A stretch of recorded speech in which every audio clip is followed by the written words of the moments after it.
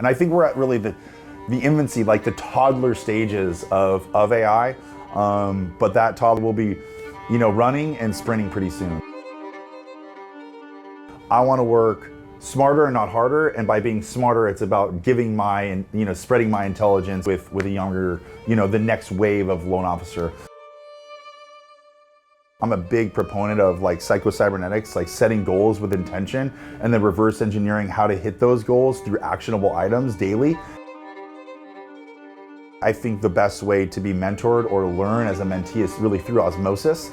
And you're gonna learn from me because you're gonna hear the conversations, you're gonna see the emails, you're gonna see how I process a deal and get it done and that experience that the client had, and you're gonna have those aha moments.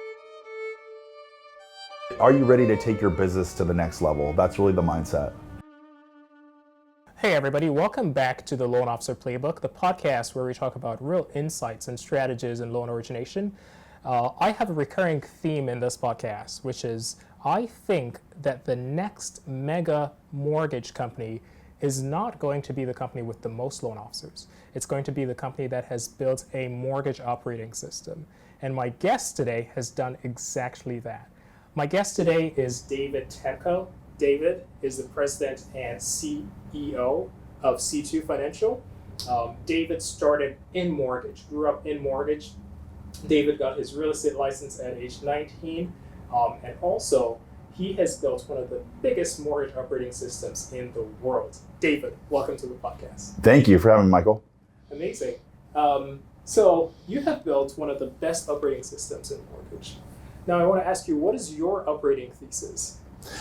It's about creating a platform that can deliver value to the independent mortgage originator in any market condition. In any economic cycle, we are the home for the mortgage broker to deliver the most value to any given client or referral partner's needs.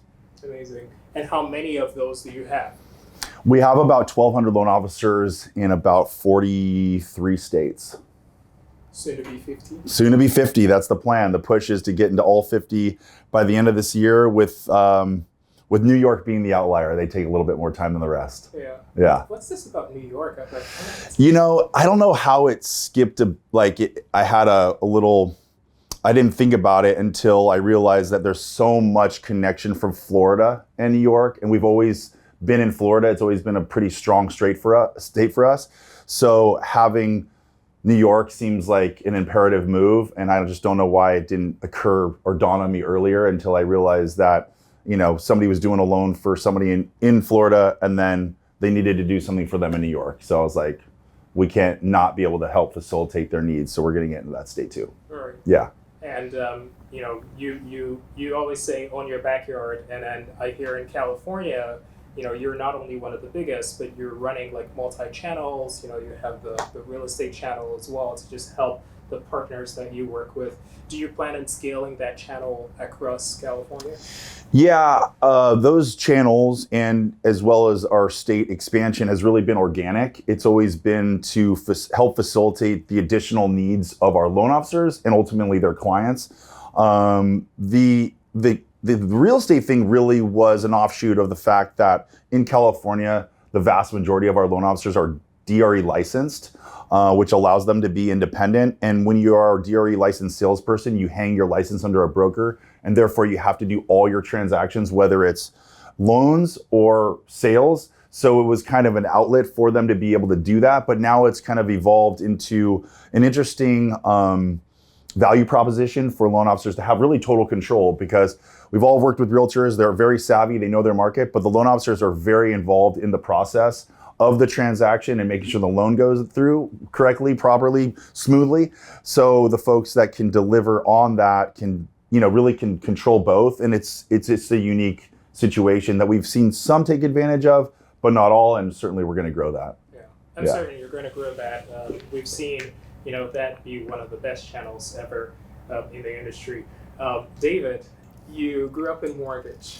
I want you to take me back to the early days. What were conversations at the dinner table like? Yeah, growing up in the business, it was just kind of the vernacular, the language around the dinner table. I mean, we had family dinners every night of the week for sure. And we'd get home and we talked about the best thing that happened to us today, the worst thing that happened to us today, and what we learned.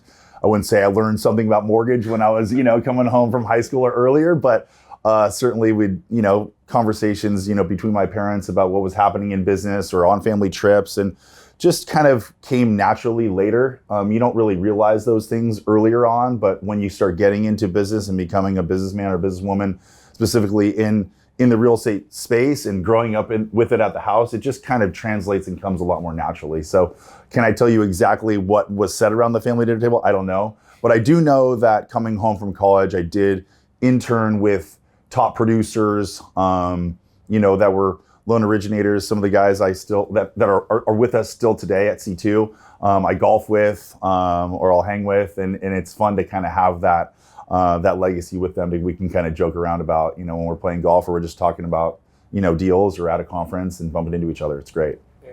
I've heard you describe C2 as like collaborative community, or what's the word that you use? Yeah, people always ask what C2 stands for. It's kind of a dual C.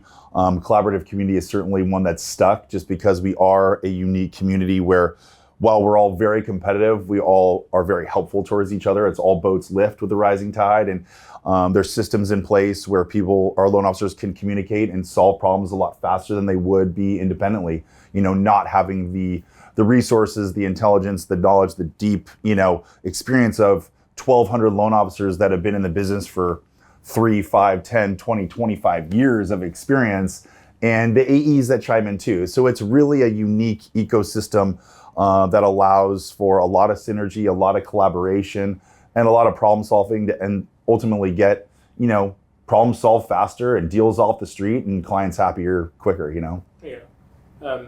That collaboration is what I've noticed around a lot of C2 LOs. Mm-hmm. They have not only individual LOs, but like dual LOs. So LOs collaborating with others, like LOs have like spouses and wives, like I think one of your top producers is like a husband-wife duo.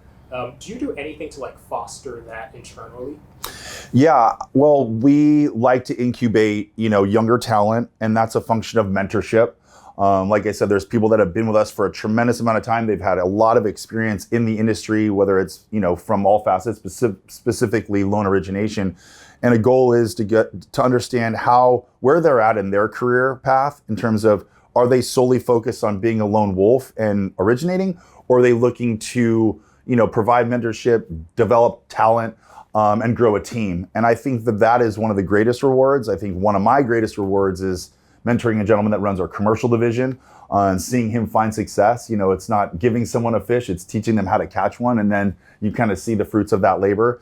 But I think that, developing teams and having people mentor and seeing them develop is a really big item for us to help grow C2, but also from an industry perspective.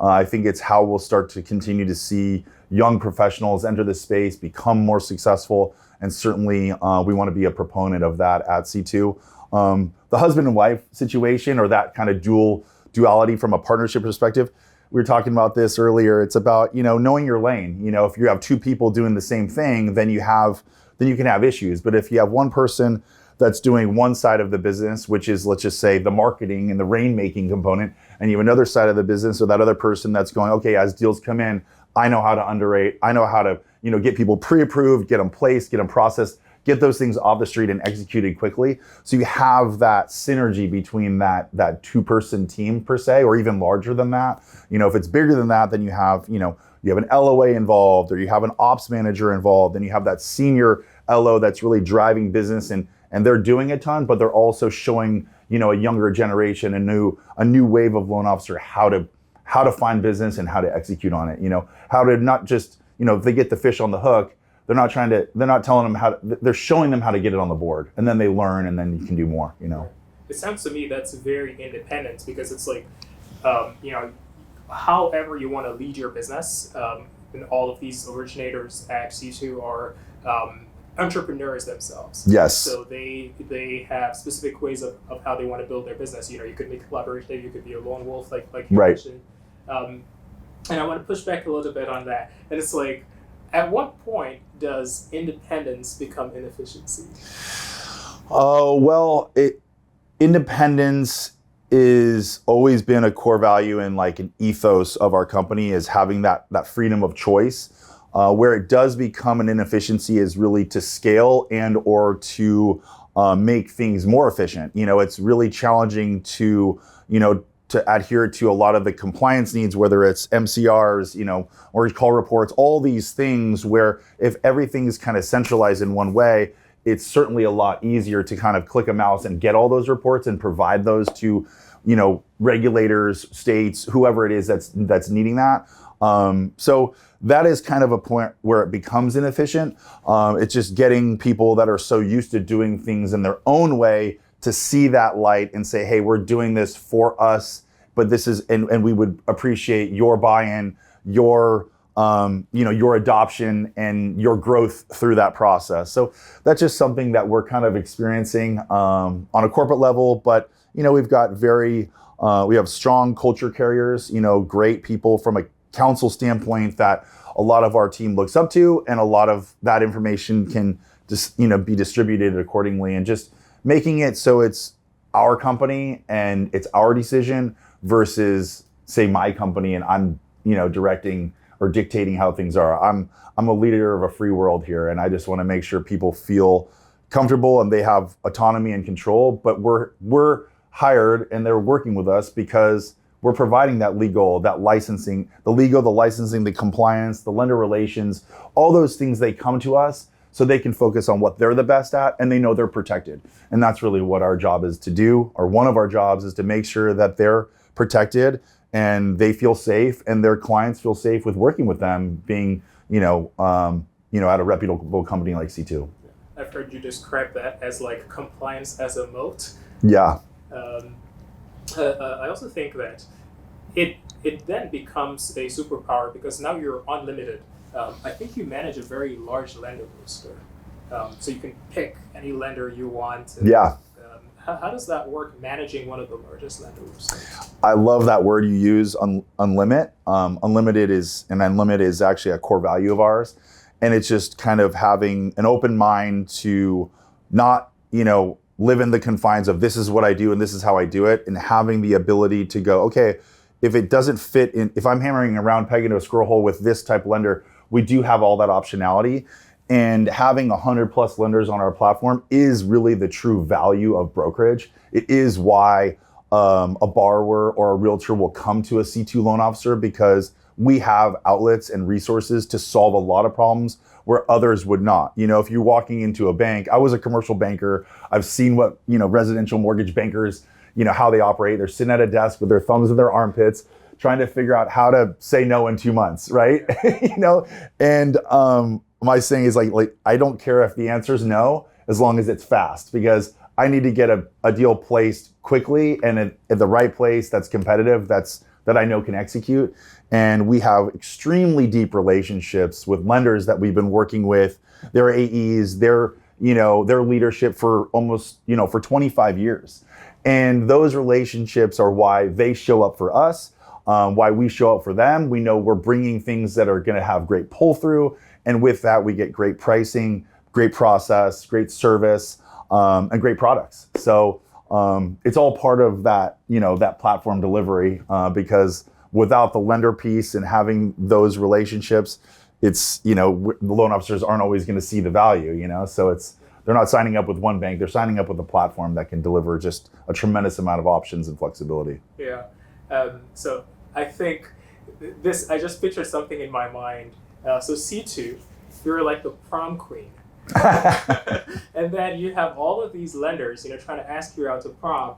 How do you decide which ones to focus on and which ones are just noise? Yeah, because we don't want to crowd a space. We don't want to have all 10, 15, 20 lenders that are just all delivering the same product and price. We want to have the ones that are the most competitive, that have good niche products, that add value to our war chest, right? That it's not overcrowded. We know where to find the right person for the right, product, or, and it is competitive. But in the same sense, in the event you have a lender that might not have the capital stack to deliver something competitive, then you have somebody that can backfill that as well. So that's the free market that we're talking about. There's been some industry information that's kind of surfacing about a big lender that might not have the capacity to take on, their total lending operation that they currently have in this, like per month, right? And so we think, how can the wholesale channel absorb that? And I feel confident that we have strong enough players behind them or around them that can accommodate that. And that is the power of brokerage.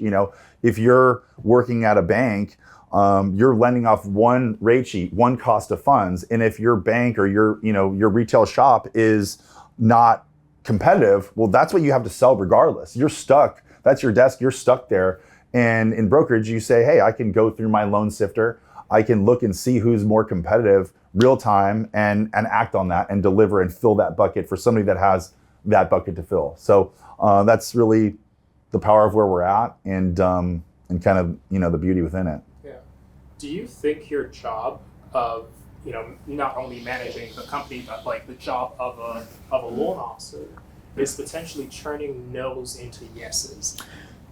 Well, absolutely. And it's not no, it's not now. It's like, and that's an opportunity to really provide guidance. I wouldn't say advice, but advisory service. It says, hey, I'm so glad you came to me. I see where your income is now and what you're looking to buy that's conducive for your life. You can afford this, or if you're looking to afford that, then let's help you get there. And I think that is what I know a lot of our loan officers deliver in to their clients, to their community. Says, hey, they're getting put in touch with somebody. Hey, get somebody pre-qualified, and generally they can because of that optionality, but also it's like, hey, you might not be prepared, and they don't want to put a client into a position that they might not be able to afford or they're going to be uncomfortable with, and it's not going to be bad. It's not going to be good for anybody. So it's giving that guidance. Okay, when do you anticipate a raise, or when do you see that business growing, or when do you see you hitting that next level in compensation from your military service, things like that.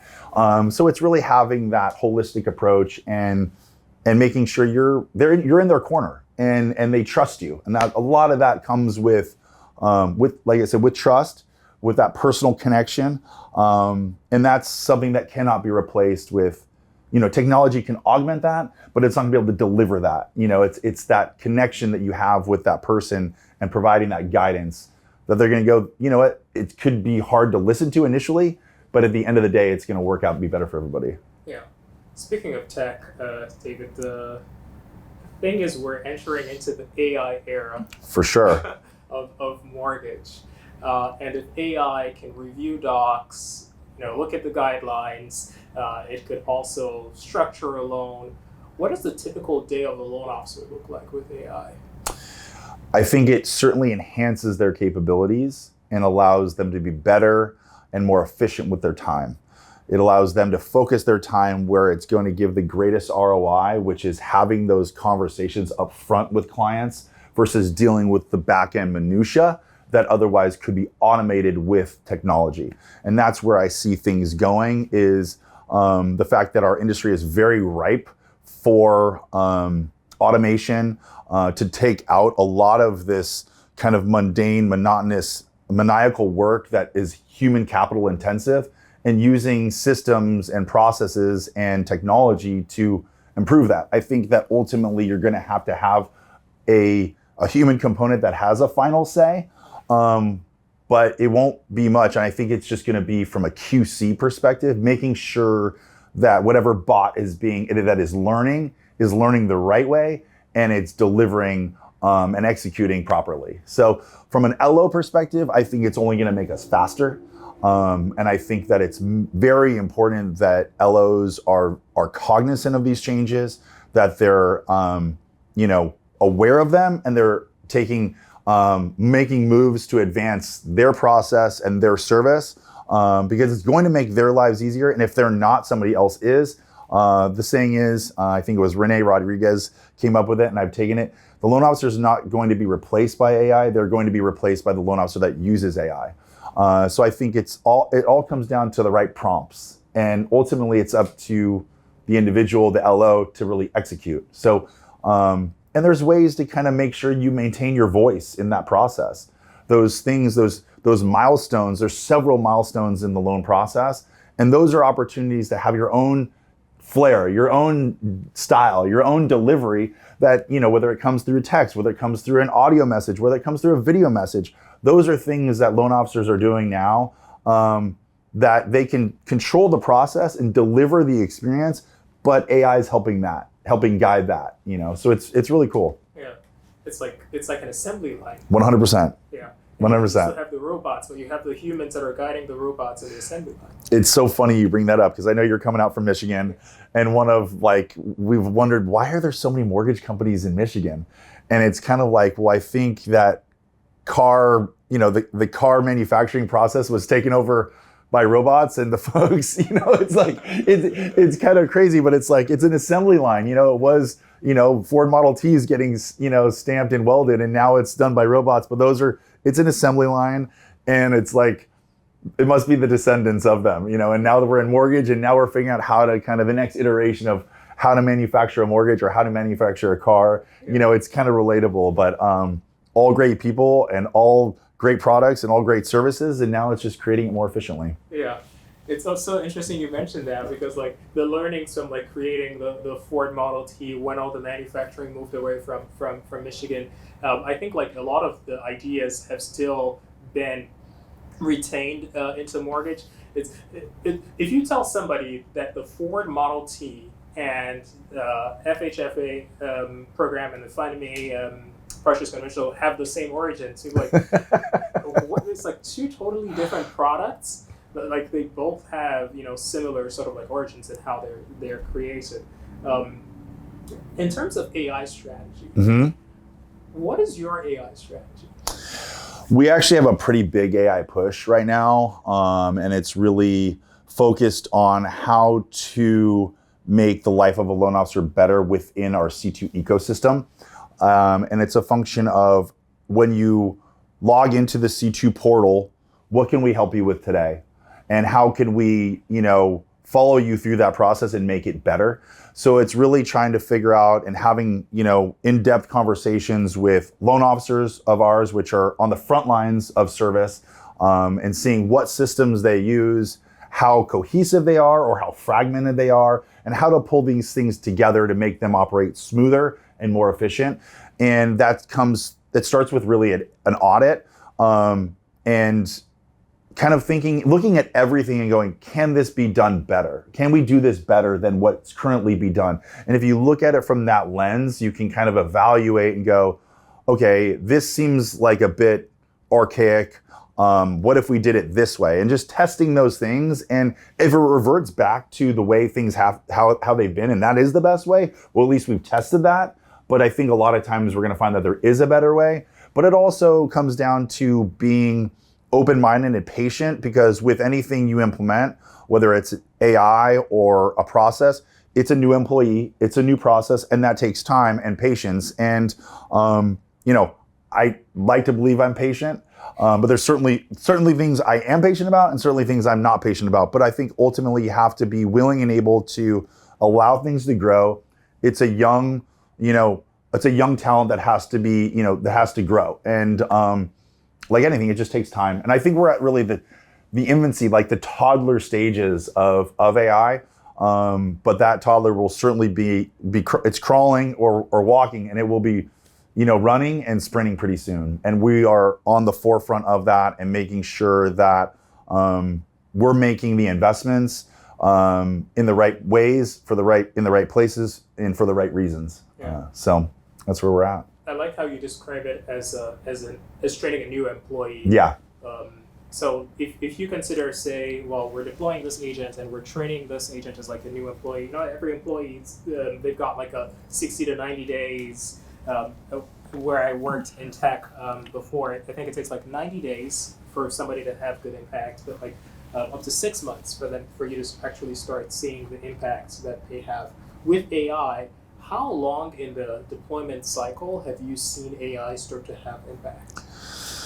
Well, I've certainly seen pretty quickly how we have to limit what some of the things they can do. You start with you want to start with quick wins. Like what's kind of the low hanging fruit that you can implement something and have it add value initially, and then pull back time from, say, the family office team that we have. That kind of, we have 35 family office team members that we call that are doing things that kind of are the centralized family office for all 1,200 people. So we go, okay, what are they doing that we feel we can automate, or we can have something that is already within our repository of information that we've responded to? Because a lot of times it's a lot of the same questions that can be pulled from a very, from an FAQ that's, from a strong FAQ. So if it means that we can have something that responds,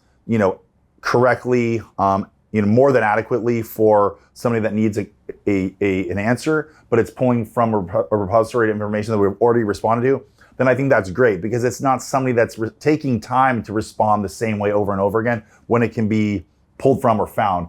But a lot of times, like the last thing people want is to be, hey, well, did you look there? Did you look there? And it's like, yeah, but I've been on hold many a times, and I'm pressing 0 to get to somebody, to getting to that person, right? At your own company. I wouldn't say at my own company, but certainly out at other companies, whether it be, calling American Express, be like, hey, I need help with this now. And it's like, get me to somebody, and the last thing you want to do is have some automated keypad or getting some chat feature. So it's kind of balancing that, and saying, how can we deliver that personal touch, but also how can we automate and augment, what we're giving personal touches on, so we can focus on where they are the most important. That's true.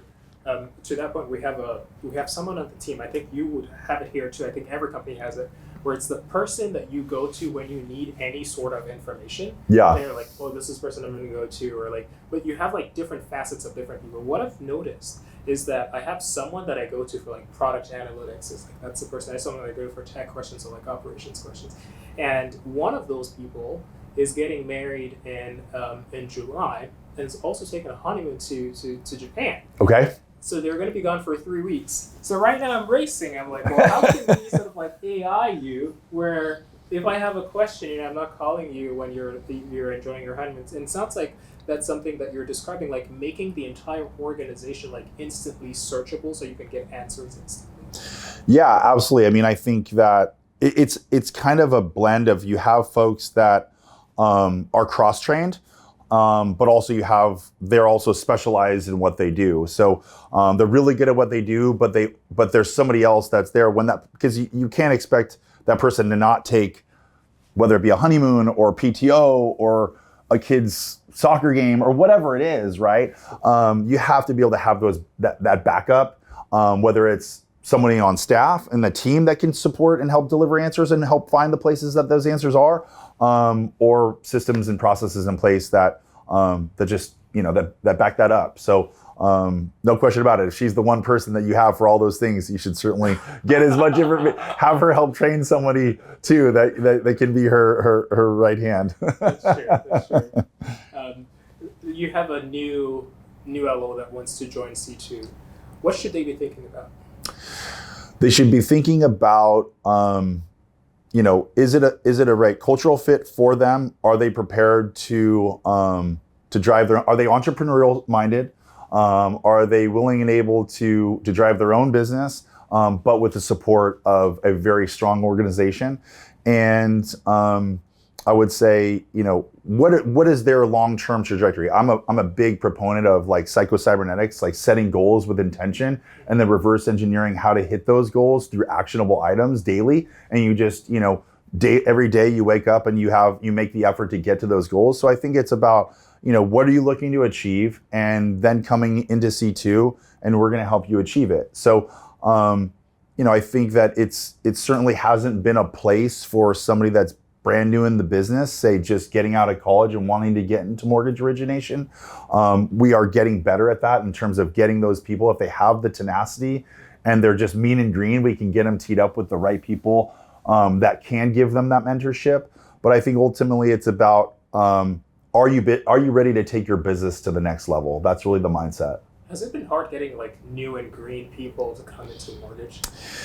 It has. I would say generally we've always been the last stop for the mortgage originator. They've always had, they've always worked at other places, whether leads were provided and they got low splits or, just different facets of the different lines of the continuum. And generally we've been the last place where they go, okay, I've got my book of business in terms of clients. I have my referral partners and I know my systems, and now I'm looking to really offload some of the things that I don't like to do so I can just focus on my clientele and grow that.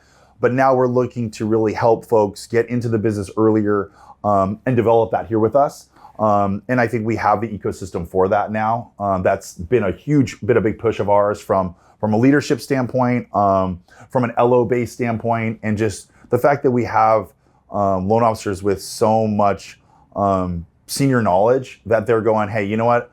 I want to work smarter and not harder. And by being smarter, it's about giving spreading my intelligence, my experience with a younger, the next wave of loan officer. And I do believe that, in this day and age, the younger generation is really looking to provide value to a community, really make a difference, make an impact. And I believe that starts with helping people buy homes. In a world where it's becoming more and more challenging, specifically in California and the backyard we're in. But that creates opportunity everywhere, and that's why we've grown organically into other states, because there is an affordability factor, and you have the ability to work remote in a lot of ways. Generally, I like to have our team here because I like the whiteboard approach where, hey, let's dig in and map this out on how we can improve the process. And I think that's challenging remote when you're just kind of on a town hall call or you're getting on a Zoom call every once in a while. Certainly hard with mentorship. I think the best way to be mentored or learn as a mentee is really through osmosis. And that's kind of how I learned and that's how I taught. It's like, I don't know how to tell you exactly, tell you what to do. I can show you how I do it. And you're going to learn from me because you're going to hear the conversations. You're going to see the emails. You're going to see how I process a deal and get it done and that experience that the client had. And you're going to have those aha moments. And then you're going to develop your own style in doing that. That's kind of your own, but you learn from someone that could show you the way. So. I love that. I love that in-person camaraderie, that osmosis thing that you mentioned. That's also incredible coaching capital for like newer LOs that are coming into the business. Because you have a lot of these seasoned LOs, and they can serve as a sort of like training manual for newer LOs. And you have this big event that you put, which is C2 Connect, where vendors come in, and then you talk about the future. How does coaching look like at those events? So we have some great. Well, for one, we do panels, which is polls from top talent, yes. And it allows them to we usually have a theme, and we'll showcase or have questions around what is going to be the most impactful. What are they doing in their daily that others might not, that they could get a couple nuggets from? The goal is for the folks in the audience to go back to their desk with a couple nuggets to go, I'm going to try this differently, or I heard that I'm going to try this or do this, or I'm not going to do that anymore. I'm going to focus on this.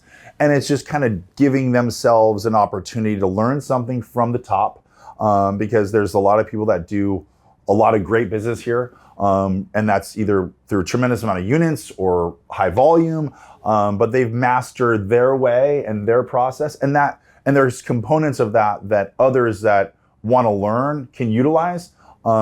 But there's but it's different styles. So what we like to do is have panels and go through say have 4 top producers, or even you have realtors up there, different partners that we can learn from. And folks in the audience can get great takeaways from. But then we also have breakaway sessions. You could have breakaway sessions about how we're growing our non-delegated channel and what that looks like, and if it's right for your business. Or commercial channel, and how you can identify commercial lending opportunities, because and reverse. So we build, and how we have these channels, it's a function of you're not just a one-trick pony as a residential loan officer. You're a full financial and real estate resource for your clients, your referral partners. And it's, there's 3 reasons people are getting a home loan in this day and age. They have a great job, so they have a W-2. They have a good operating business that's successful in giving them income, or they have income producing assets that are, kicking out income for them to live on as well.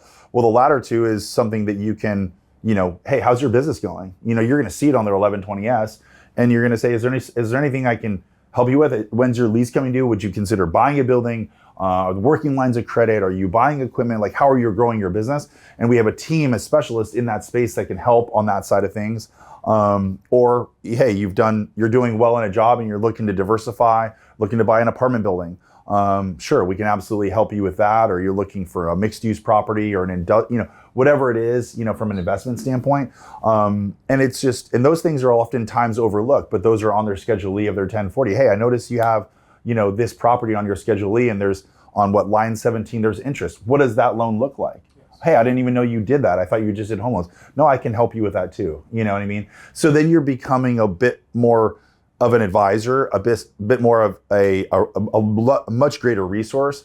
But that you're the go-to, because as soon as somebody, hey, you did a great job on my home loan, I'm looking to buy an apartment building. Can you help me with that? No, I'm sorry, that's not something I do. Well, then they go find somebody else that does. And then they're outside of your sphere of influence, your ecosystem, and in someone else's. And the goal is to really make sure that we can facilitate, all of the client's needs, all the loan officer's needs to deliver value. And I'm not saying that the loan officer needs to be a jack of all, but they have specialists on deck that they can lean on as part of their team, as part of their C2 family. Yeah, I've actually experienced this personally. At my day job, when we first had that conversation, and then you guys were like, well, let's do the webinar. Yep. You guys do, I think it's a weekly webinar, Tuesdays at what point, I'm not sure when, but then you call it C2 Reverse, and then you bring vendors in to like talk about some of the products that they're offering, but also like some of the special situation things of like how to do a thing, sort of like this specialist approach. And we did that, I think, a couple months ago now. And then I kept getting these notifications of more training sessions that you're hosting. And these are like quite niche, because a couple of the ones I've seen are like how to do a specific loan program. And I was like, okay, an entire webinar just like dedicated to doing this one really niche product. And I thought it was more like high level, but I've seen that. And it keeps getting on my calendar all the time. It's like, when you register once, and I keep getting it. But that's what you just mentioned, and a huge testament to that. And thank you guys for like the opportunity to present at the webinar. And we're happy to be one of the vendors in your portal and stuff. Absolutely. I mean, that's what it's all about. It's about bringing in partners that we can align and grow with, that we can add value with. Obviously with Addy AI, you can certainly add value to loan officers that have adopted it. And our goal is to kind of get your message, your platform, your information, your value out to more. And if those are inclined to be a part of it, then they have the opportunity to do so, and vice versa. Like I said, C2 is a platform of choice. We have everything you need to be to learn and grow until you're blue in the face, or you know what you're doing and you're focused and you don't need to. Like we've got weekly power up calls, which is problem solving. Deal, we have a deal desk. We have all these things to where you have the ability and the choice to kind of opt in and learn more and learn from the top or learn from other leaders, division managers, or opt out and focus on your deal. I'm not here to get you up at night, have an 8 a.m. Monday morning sales call going, what is, how many deals are in your pipeline or this or this or that. That's not our style. You've probably come from that. And, it's about, you have the freedom to find your own level of success, and only you can determine that. And that's what we're here to provide. We're here, obviously, a home to massive producers that crush it, but also folks that, maybe in different stages of their career, or they're just getting ramped up and they have aspirations to be there. So there's all walks. But I think you mentioned something earlier. It's not about being the biggest broker by mere bodies. It's about having the right talent, the right people, and taking the business and the industry the right direction for the right reasons. Yeah, I love that. Because you can have as many people, but you have a lot of people doing like 1 or 2 loans a month, and that's and that certainly adds value. There's a place for them, and they can be a place here. We just have to make sure that if they're doing less volume, that their knife is still sharp and they still are within the rails of compliance and legal, and we're here for them for that. And they have the access to lenders where they otherwise wouldn't. Like if you're your own broker shop doing a couple loans a month, you're not going to be able to have 100 lenders on your platform.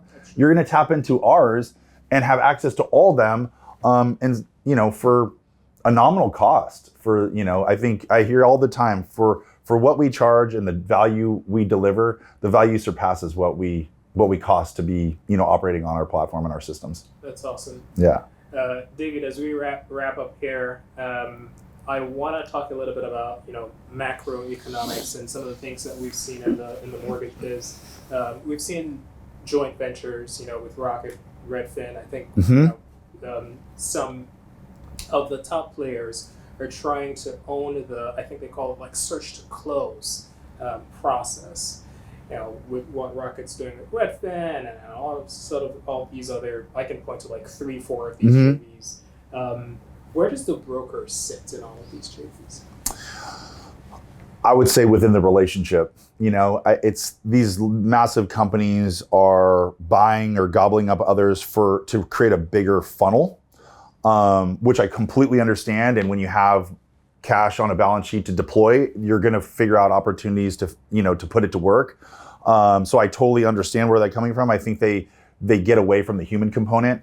You can't really force the hand of somebody that, if I'm poking around on Redfin, I'm probably not, I don't know if I'm going to use a Redfin agent or not. I might be, I might have somebody that I trust and I already know, and I want to use them because they're going to, maybe I find the property, it's open, and available for me to search and say, I think this is a good place, but I'm going to call my realtor, my whoever it is that I want to work with and be like, I need you to represent me and protect me in the right way.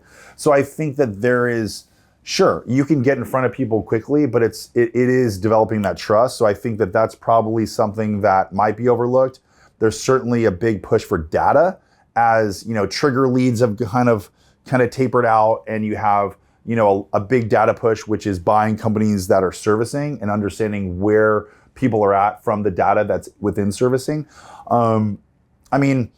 Listen, it's all about getting in front of a client, adding value, developing a connection, building that trust, and delivering a process that's competitive and they feel comfortable in that, and then developing that win and having that client for life. So there's certainly a lot of opportunity out there. There's a lot of money being spent. I think that, sure, you have JVs, we've done them, we've seen them, and that's great, but it's not, I would say, take leverage out of it and focus on the human component, and how you can deliver value versus forcing somebody to use you away because you're in that space that they need to. It's a organic and altruistic approach to delivering, good business. Take leverage away and focus on the relationships. For sure. I love that.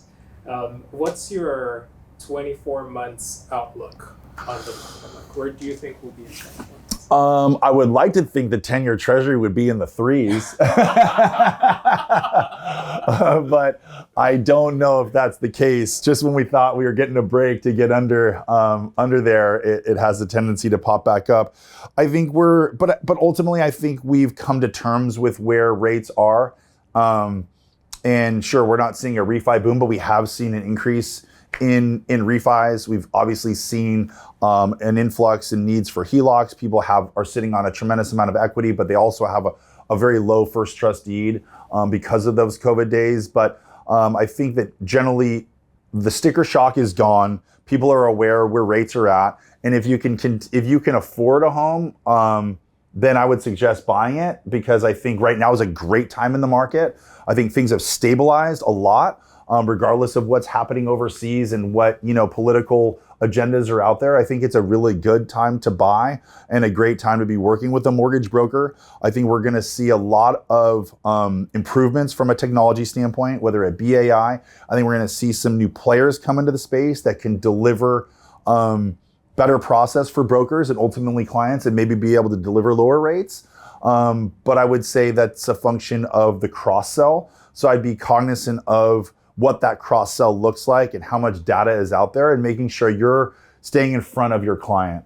And that's always been the case. That was the case whether it be, with Rocket or with LD Wholesale or whoever it is, where they have a retail side of things, or they have different levels of service. They're always gonna, sometimes that loan with a lower interest rate is kind of a loss leader to get into that cross sell.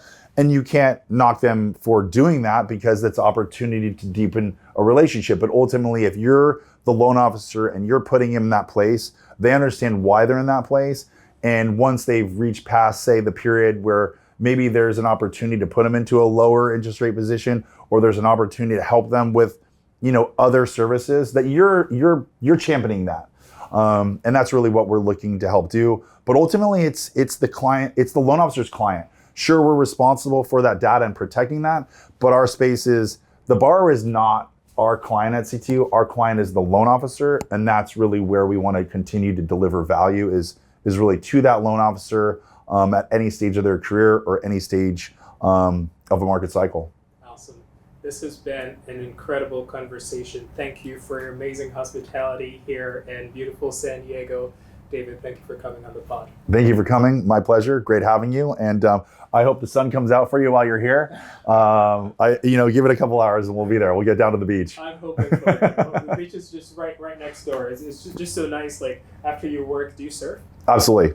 There's a surfboard right when you walk in. So cool. We kind of keep a surf vibe, going around here.